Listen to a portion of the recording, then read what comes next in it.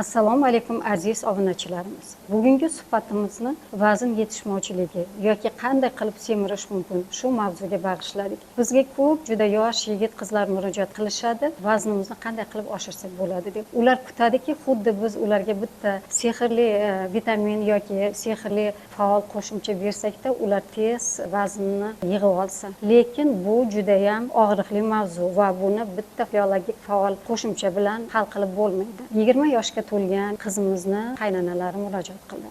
Bu kelinini ko'rgandan keyin uni bo'yini va vaznini ko'rib darrov payqagan bu yerda vazn yetishmovchiligi borligini. Chunki qizimiz bo'yi 150 cm, vazni esa 38 kg va bu qiz to'ydan oldin 44 kg bo'lgan, lekin to'ydan oldingi stresslar natijasida 38 kg ga tushib qolgan. Nima uchun vazn olish qiyin? Ba'zida aytishadi, vazn olishdan ko'ra vazn tashlash oson deb. Xuddi shunday. Chunki mana shu Dilrabo qizimiz ham tahlillarini ko'zdan kechirganimizda biz nimaga amin bo'ldikki, bu qizimizda oshqozon ichak tizimida muammo bor, o't qopida muammo bor, oshqozon ichak tizimidagi oqsil hazm bo'lishi, so'rilishi muammolari bor va juda ham ko'p vitamin va minerallar yetishmovchiligi yoki defitsiti bor. Birinchi bu qizimizdagi tahlillariga e'tibor berganimizda bu qizimizning D vitamini 3 baravar, kalsiy esa 1 baravar kamligiga e'tibor berdik. Ikkinchisi bu qizimizda anemiya holati bor kuzatiladi. 109 gemoglobini va bu gemoglobin temir tanqisligi gemoglobini deb ataladi va temir tanqisligi holati ham kuzatiladi. Yana bitta turmushga chiqqan qizimizdagi og'riqli mavzu bu B9 va B12, B1 vitaminlari va ayniqsa B6 vitaminining yetishmovchiligi. Bu vitaminlari bizning organizmimiz uchun nima uchun kerak? Bu vitaminlar agar biz yegan ozuqamizda koferment yoki hazm bo'lishga yordam beradigan yordamchi fermentlar hisoblanadi.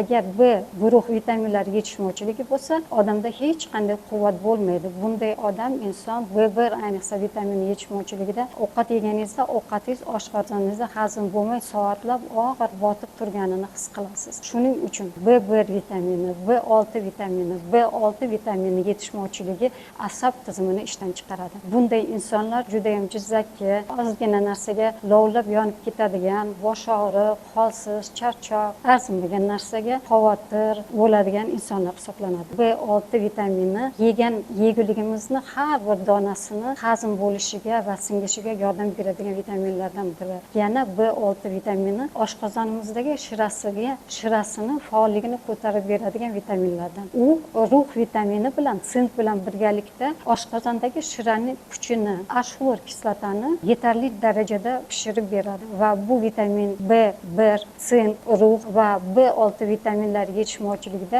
yegan go'shtlarimiz, tuxumlarimiz, baliqlarimiz, oqsillarimiz oxirigacha hazm bo'lmaydi va ichakka chala hazm bo'lgandan o'tib, ichakda gaz, meteorizm hosil bo'lish holatlarini keltirib chiqadi. Oqsil umuman hazm bo'lmaydi. Bu qizimizda B6, B12 va B9 vitaminlar yetishmovchiligi aniqlangan. Yana bitta yetishmovchilik o't qopidagi islatish yoki safroni dimlanib qolgan holati va jigarini analizlarini tekshirganimizda ALT va AST fermentlari juda ham past. Bu past holat oqsil yetishmovchiligi haqida bizga aniqlik beradi va bu qizimizda yana bilirubin ko'rsatkichlari balandroq. Bu esa xolestas yoki safro dimlanganligi holatini ko'rsatadi. Bu holatlar nima uchun paydo bo'lgan? Yillar davomida bu qizimizda o't qopi ishlamagani hisobiga o'tda yog'da eriydigan vitaminlar A, D, E, K vitaminlar umuman o'zlashtirilmagan va bu qizimizning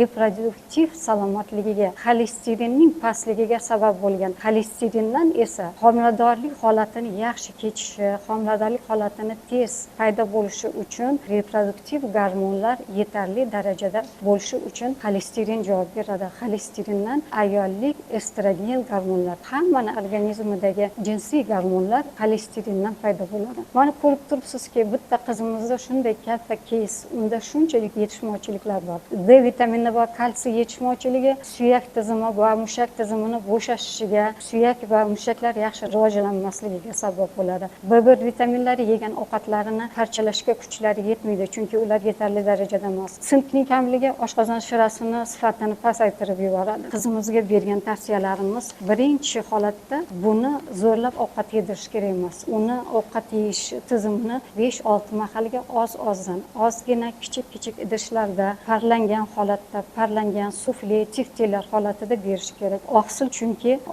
chunki so'rilmayapti. Asta-sekin bu qizimizga D vitamin beramiz, sink mikroelementini beramiz. Kalsiy bilan sink o'zlashishi, temir o'zlashishi ularni har xil paytlarda bitta paytda bermaslik kerak. B6 vitamini ayniqsa bu qizimizga juda zarur. B vitamini yetarli darajada bo'lsa, homiladorlik davrida toksikoz, ayollarda kuchli ketadigan toksikoz holatlari juda oson kechadi. Bu qizimizga magniy B6 vitaminini kattaroq dozada beramiz. Mana ko'rib turibsizki, vazn yig'ish ham juda katta muammo. Agar aytib bergan ma'lumotlarimiz sizga foyda keltirgan bo'lsa, bizni kuzatishni davom eting. Agar savollaringiz bo'lsa, bizga murojaat qiling va biz bilan har doim aloqada bo'lib turing.